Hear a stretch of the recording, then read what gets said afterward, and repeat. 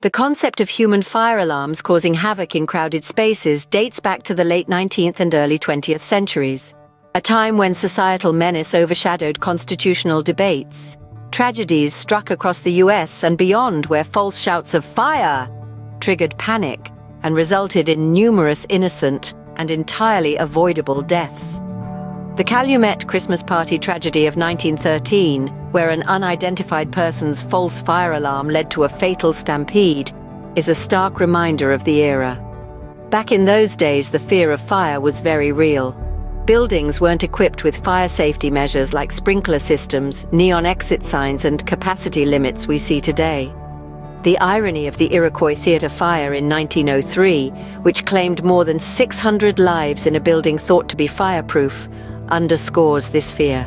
By the time the phrase "shouting fire in a crowded theatre" entered legal debates on First Amendment rights, it was already deeply ingrained in public consciousness. The phrase gained popularity in legal circles after Supreme Court Justice Oliver Wendell Holmes Jr. mentioned it during Schenck v. United States in 1919.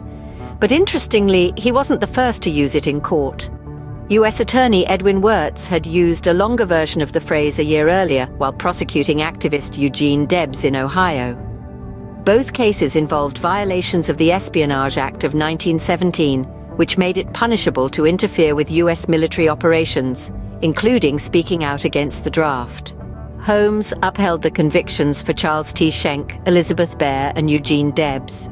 He justified his ruling on the Schenck case with the explanation that the most stringent protection of free speech would not protect a man in falsely shouting fire in a theater and causing a panic.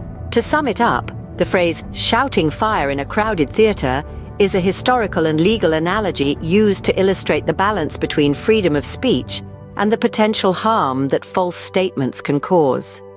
While the right to free speech is protected under the First Amendment, this freedom has its limitations, especially when it poses a risk to public safety.